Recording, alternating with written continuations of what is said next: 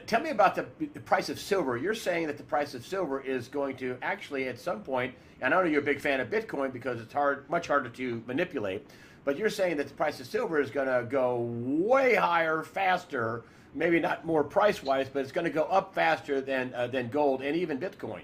Explain Correct. that.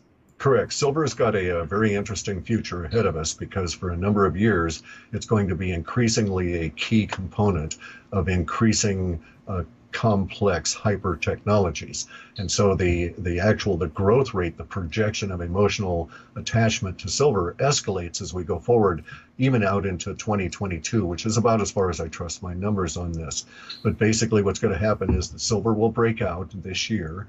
The manipulation will shift and end for a bit. They'll try and ratchet it back in, and then they'll fight this slippery upward from our viewpoint on price battle as they try and suppress the price, but every day they'll lose a little bit of their ability to suppress, and it'll just keep going on like that through this year. Then as we get up to the end of the year, somewhere, let's say October-ish, we'll get another breakout, and they may not be able to contain it at that point because of what's going to be coming out relative to technology then. And so the desperate need for silver will become dramatically evident to people all around the planet.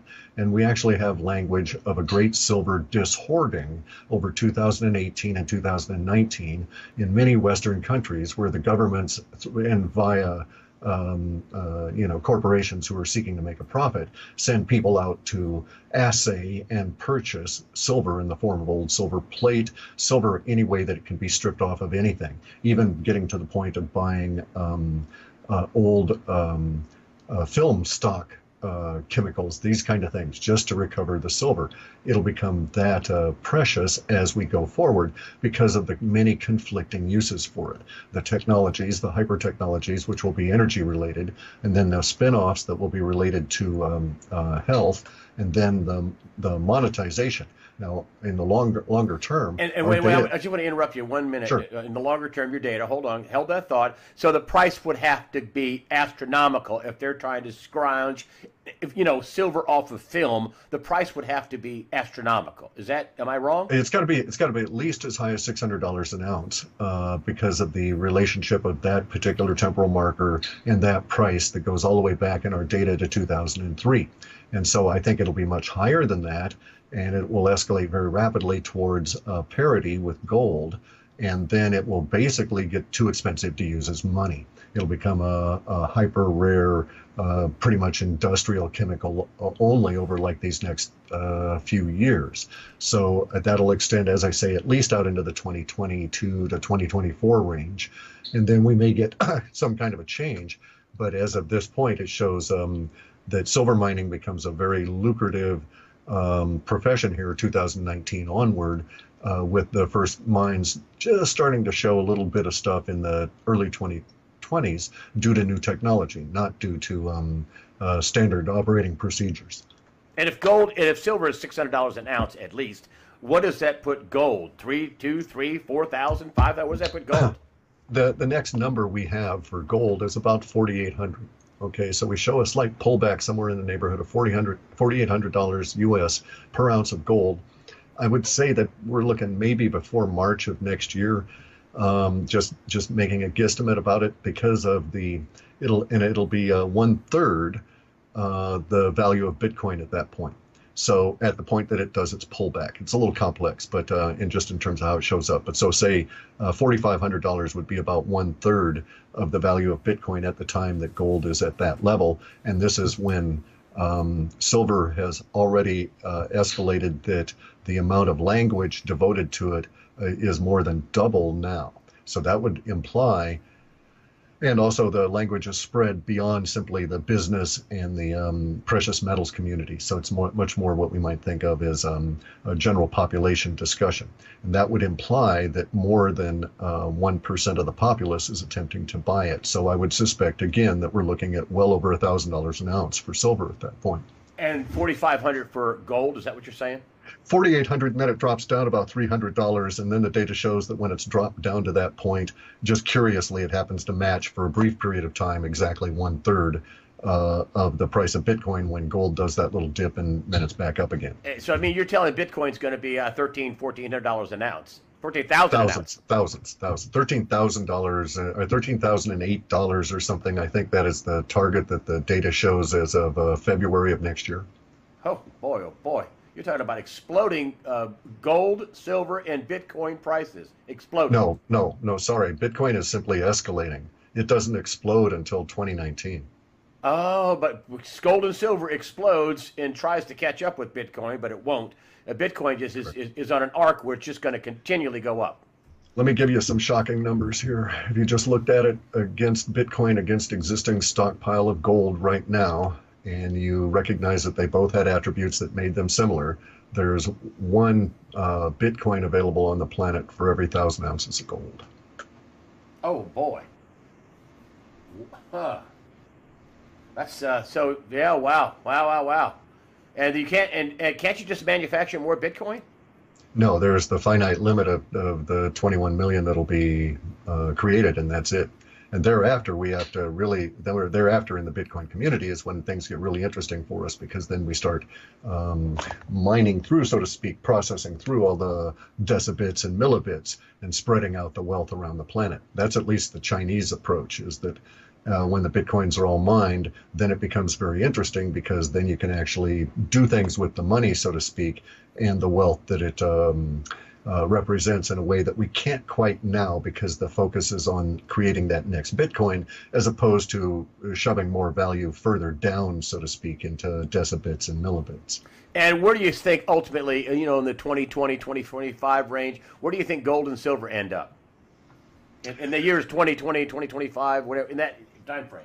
Well, we don't have numeric values, okay? We rarely get those. We have emotional quantifiers that are applied. And so for silver, we have language that says that the people that are the silver stackers are going to have multiple generations in their families praise their names for being so smart, because these guys will be creating fortunes that will travel down several generations in a family. So that gives you some idea. Wow, unbelievable. And I wanted to get into the nastiness, and I want to end up with, as I did last time, Antarctica and Mars. I will explain that in a minute. I wanted to go with this fighting retreat. That that the elite could pull economic dirty tricks. That's what I wrote down. Let me make sure I wrote this down. Economic dirty tricks. And they backfire. At least that's what I read in your report. Is that what we have coming? Economic dirty tricks? This is all part of the chaos? Correct. And the reason they're going to backfire it's the same reason that the media tricks are backfiring on them now, as the population has evolved beyond the level of gaming that the power elite are capable of. They're stuck in an old style broadcast mentality, if you will, and they don't recognize that the individual access to information has led to a whole new generation and multiple generations that are a lot smarter and a lot more complex in their thinking. So the same kind of dirty tricks are not going to work anymore, and they're just going to backfire as they each are tried. So we'll see the attempt to shovel debt into populations backfire on the power elite. So there won't be another Ireland, for instance, where they're able to get the population to accept massive amounts of debts that are not legitimately owed, and so on. And in fact, many of the people now, as I say, are going to start getting together, and it may be the millennials that are basically now disenfranchised by the loss that the progressives forced them into over this election. But we show many of the younger people actually forming these collectives that are pouring through information, looking for ways in which, ways to get the truth out, if you will, but also ways to see about recovering some of the stolen value that had been leached out of these generations by the secrecy state. And one last, I wanted to say, too, that probably half my audience is like 34, 35 and younger, which I'm surprised. I'm an old guy. But people are trying to, young people want the truth. I mean, they're more attuned to what's going on than older people. Am I wrong? No, you're quite correct. Except I think your audience is much larger in terms of the demographics towards the millennial and post-millennial generations. I think a lot more young guys watch your stuff than you would think. But you're quite correct about that. The complex mind is no longer satisfied with the simple edict of believe this because I tell you. Okay. And last thing, I wanted to get this in. People are fascinated by this. I had Steve Quayle on, who wrote a couple of books on Antarctica, and you in your data sets came up with Antarctica and Mars connection. Can you tell me about the Antarctica-Mars connection in your data sets? There's actually many layers of the connection there between Mars and Antarctica. One of the chief things we're going to discover, though, is that when we get into Antarctica, and especially in the pyramids, is this relationship between pyramid culture here and on our planet, that we are now living in the remnant of that once great culture, and a pyramid culture that is on other planets in our solar system, Mars among them. And so the looking at the archaeology, so to speak, and the anthropology that will come out of Antarctica will give us an insight to what had occurred on Mars, and basically what was going on way back when that we just don't have a clue about. We're talking about pre-flood stuff. Oh, correct. Oh, yeah.